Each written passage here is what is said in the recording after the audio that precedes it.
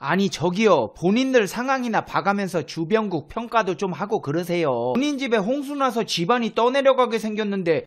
페페TV 쉽고 재미있는 시사 경제 채널 페페TV에서 알려드립니다. 이번 영상에서는 미국에서 2020년 강한국가 순위 발표하자 한국 결과 보고 깜짝 놀란 일본 반응과 일본이 5년 만에 최악의 경제 성적표를 받았다는 희소식으로 알찬 정보들 꽉꽉 채워보겠습니다. 페페TV 팩트 체크.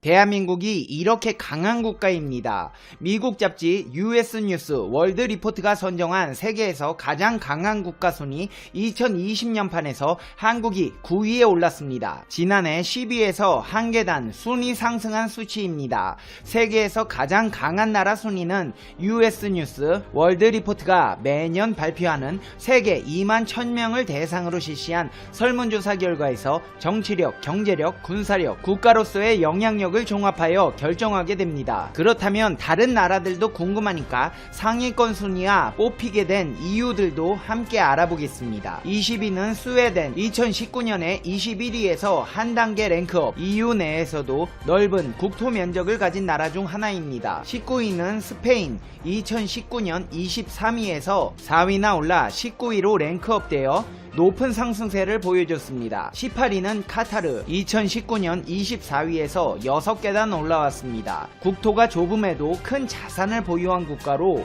석유와 천연가스 덕분에 세계에서 가장 부유한 국가 중 하나입니다.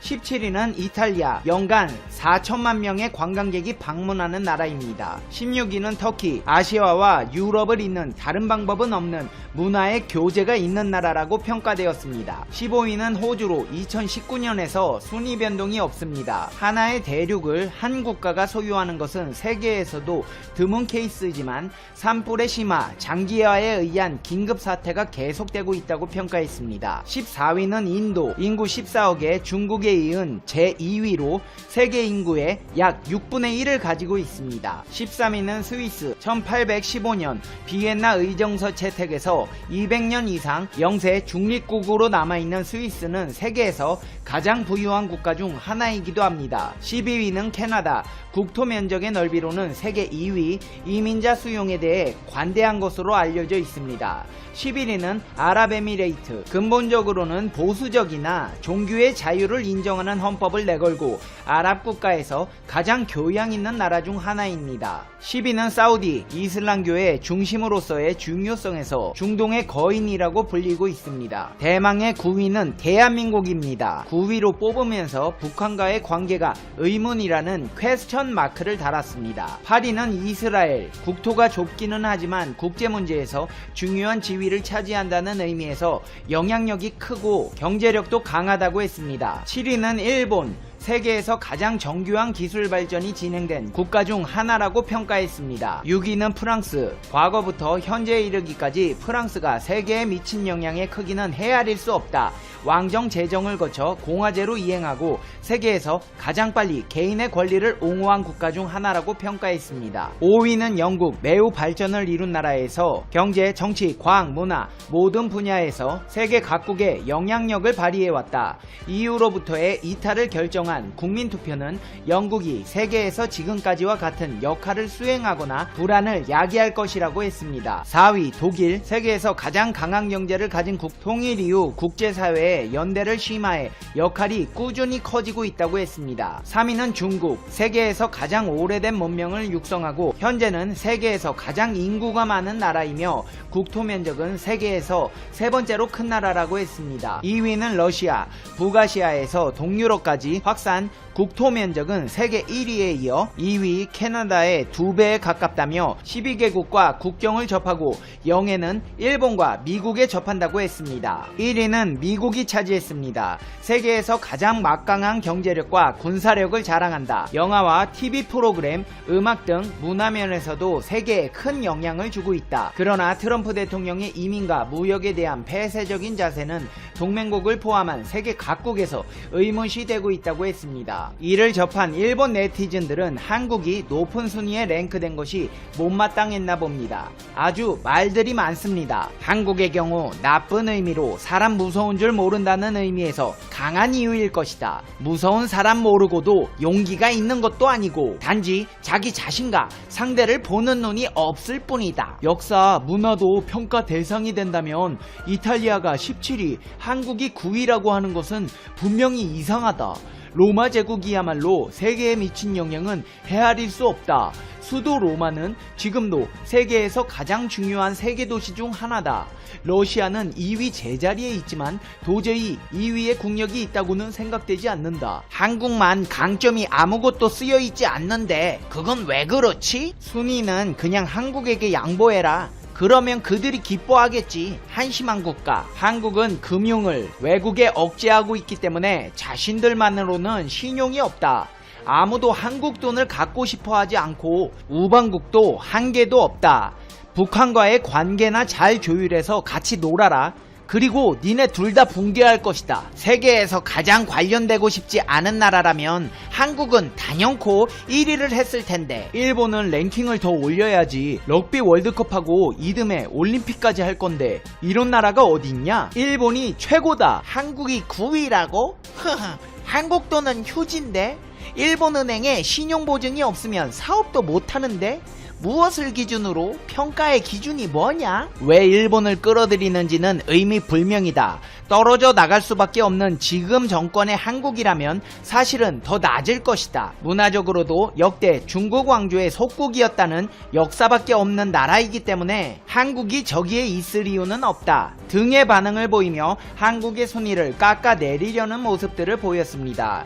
그렇다면 이렇게 한국 걱정을 해주는 일본의 상황은 어떨까요? 일본 경제가 소비세 인상 등의 여파로 5년 만에 최악의 성적표를 받았습니다. 블룸버그 통신, 니혼게이자이 신문 등은 내각부 발표를 인용해 지난해 4분기 GDP가 전분기 대비 1.6% 감소했다고 보도했습니다. 이는 5분기 만에 마이너스 성장입니다. 일본의 4분기 실질 GDP는 연율 환산으로는 6.3% 감소해 2014년 2분기 이후 5년 만에 가장 나빴습니다. 블룸버그 통신은 올해 일본의 경기 둔화 우려가 커지고 있다며 시장에서는 연율 3.8%의 하락세를 예측했었습니다. 일본 경제가 이렇게 폭망한 것은 지난해 10월 소비세를 인상한 데다가 대형 태풍과 따뜻한 겨울로 인해 소비가 침체된 것이 주요 원인으로 분석됩니다.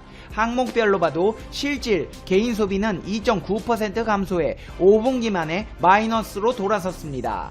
설비 투자는 3.7% 감소했고 주택 투자도 2.7% 줄어들며 각각 3분기, 2분기 만에 마이너스를 기록했습니다. 일본의 지난 4분기 수출 역시 0.1% 감소했습니다. 근데 이를 어떡합니까? 엎친 데 덮친 격이라고 앞으로 더 안 좋아진답니다.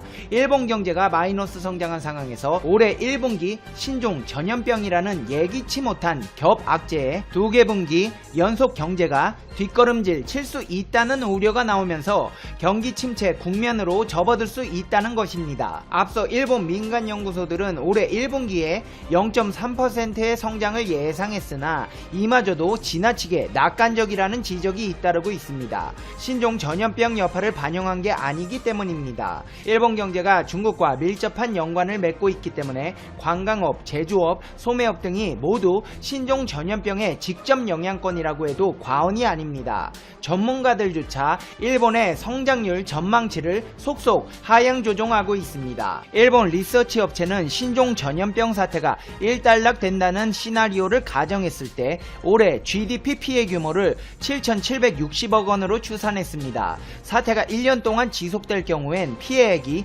2조 4,700억엔, GDP의 경우 0.45%에 이를 수 있다고 봤습니다. 춘제 연휴가 연장되고 공장들이 조업 중단에 들어가면서 현지에 생산기지를 둔 일본 기업들 기업들도 직격탄을 맞았습니다. 토요타, 혼다, 스즈키, 닛산은 중국산 부품 조달이 막히면서 공장 가동을 일시 중단했습니다. 일본은 자동차 부품 가운데 약 30%를 중국 수입에 의존하고 있습니다. 일본 주요 소매업체들도 실적에 비상이 걸렸습니다. 유니클로와 무인양품이 대표적입니다. 이들 기업은 인구 감소로 성장 한계에 부딪힌 일본 내수 시장에서 해외로 눈을 돌려 고속 성장한 케이스로 주목받았지만 한국의 불매운동에 이어 신종 전염병이라는 겹악재에 비명을 지르고 있습니다. 이제 페페TV의 결론 듣겠습니다. Conclusion. 페페TV.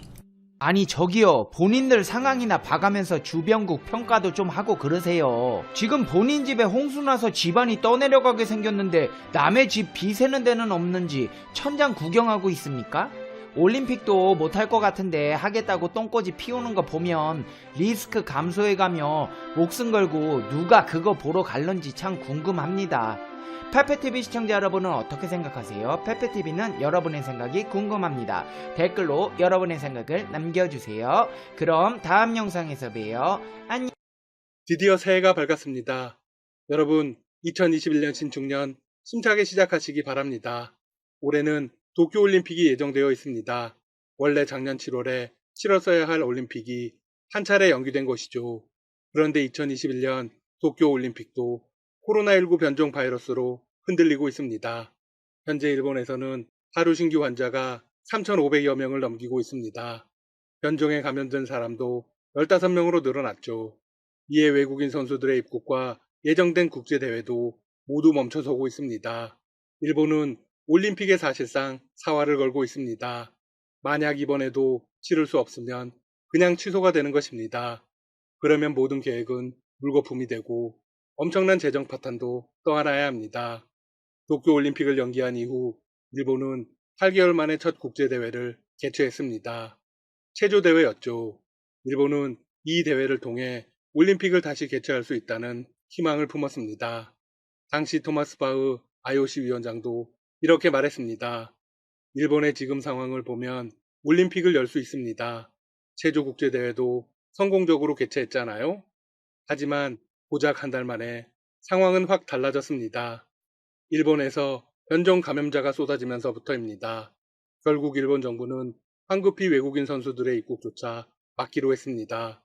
오로지 도쿄올림픽을 위해 외국인 선수들의 자가 격리만은 면제해 왔는데 이걸 중단하기로 한 것이죠.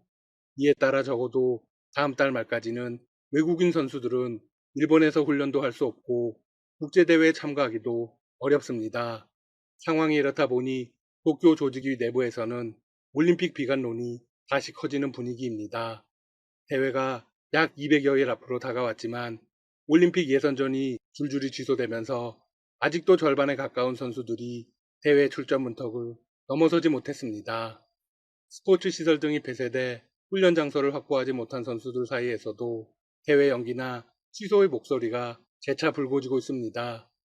현재 전체 본선 티켓 중 43%의 주인이 가려지지 않았습니다. 그나마 긍정적인 건 영국, 미국 등에서부터 백신 접종이 시작된 점입니다. 하지만 전 세계적으로 보편화하기까지는 상당한 시일이 걸릴 것으로 보입니다. 미국의 경우도 일반인의 접종은 봄철이 지나야 합니다. 접종 후 집단 면역이 생기는데 또 6개월가량이 소요되죠. 현재 일본 정부의 입장은 어떨까요? 네, 예상대로 연기나 취소는 절대로 없다는 입장입니다. IOC와 일본 정부는 올림픽 정상 개최를 적극 강조하고 있습니다. 12월 초 화상회의를 열어 안전한 대회 준비와 개최에 자신감을 드러내는 한편 각국의 올림픽위원회를 상대로 웹세미나도 개최했습니다. 세미나에서 선수촌 내 거리두기, 5일 주기 검사, 선수촌 체류기간 종목별 최소화 등 방역 대책을 공유한 것으로 전해집니다. 하지만 정작 일본 현지의 언론은 완전히 반대입니다. NHK가 지난 15일 공개한 도쿄올림픽 관련 여론조사 결과에서 응답자의 32%가 취소, 31%가 추가 연기해야 한다고 답했습니다. 정상 개최를 원하는 응답자는 고작 27%에 그쳤습니다. 30%도 안 된다는 건 상당히 굴욕적인 일이죠. 그런데 변종 바이러스 감염 환자가 극에 늘고 외국인 입국 규제까지 강화하자 올림픽 회의로는 더욱 커질 전망입니다. 물론 일본 정부는 쉽게 포기할 생각이 없습니다. 일본은 도쿄올림픽을 강행하기 위해서 특단의 방법까지 동원하기로 했습니다. 바로 입국자 이동 경로 추적이 가능한 스마트폰 애플리케이션을 개발하기로 한 것입니다. 키라이 디지털 담당상은 코로나19 대책의 일환으로 해외 입국자의 동선을 파악할 수 있는 시스템을 개발 중이라고 밝혔습니다. 니혼게이자의 신문은 해당 기술을 도쿄올림픽 때 선보일 예정이며 입국자 전원에게 의무화할 방침이라고 보도했죠. 담당상은 이 시스템을 쓰지 않으면 입국 금지를 시키는 수준까지 생각해야 효과가 있을 것이라고 내다봤습니다. 그런데 상황이 좀 묘하게 돌아가는 것 같습니다. 동선 추적은 한국이 코로나19 초기에 활발하게 사용해 초기 확산을 잡았던 방식이죠. 당시 일본 정부는 사생활 침해라면서 한국을 따라하지 않겠다고 선언했습니다. 반면 현지의 언론들은 한국의 기술력을 높이 평가했습니다. 당시 1위 언론 요미우리 신문은 이런 기사를 내보냈습니다. 한국 정부가 힘을 쓰고 있는 것은 감염자 행동 이력의 철저한 추적이다. 확진자의 진술, 휴대전화 위치 정보, 신용카드 사용 기록 등을 활용해 이동 경로를 철저히 밝혀낸다. 진보 성향의 아사히 신문이나 극우 성향의 산케이 신문도 일제히 한국 코로나19 대응을 소개했습니다. 아사히 신문은 한국이 검사, 추적, 치료를 충실하게 한 결과 의료 붕괴를 예방했다고 높이 평가했습니다. 한국을 폄하하기로 유명한 산케이 신문 역시 한국이 대량 검사를 실시하고 확진자의 행적을 철저하게 추적해 코로나19 확산에 제동을 걸었다는 취지의 보도를 내보냈습니다. 그러면서 한국의 진단키트도 언급했습니다. 한국이 진단키트 수출이나 지원을 요구하는 나라가 100개국을 넘었다. 코로나19 확산을 막을 때는 사용하지 않는다더니 도쿄올림픽 강행을 위해서는 하겠다니 아이러니 아닌가요? 국민의 생명보다 올림픽 개최가 더 중요하다는 것이겠죠? 일본의 담당상은 이어서 이런 발언도 서슴지 않았습니다. 외국처럼 일본의 추적 기술도 디지털화 시키고 싶다. GPS를 켜달라고 요청할 수밖에 없다. 이런 시국이니 다 용인될 수 있다고 생각한다. 네, 이제 와서 용인될 수 있다고 하네요. 일본 정부는 올림픽 개최 전까지 관련 앱을 개발하고 스마트폰을 통해 입국자 관리에 나설 것으로 보입니다. 현지 언론에 따르면 올림픽 관련 비자와 입장 티켓, 이동 경로 등을 연계하는 기능이 포함될 것으로 알려졌습니다. 한편 스가 일본 총리의 지지율은 광속으로 추락하고 있습니다. 높았던 국민적 인기를 취임 100여일 만에 완벽히 다 까먹었습니다.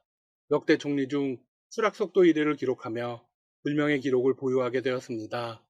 지난 12월 28일 공표된 요미우리 신문의 여론조사 결과에 따르면 스가 정권에 대한 국민 지지율은 45%로 전월 조사 때보다 무려 16%포인트 하락했습니다. 정권 출범 직후인 9월 조사에서는 74%가 나왔습니다. 따라서 불과 100일 만에 30% 가까운 하락세를 보였습니다.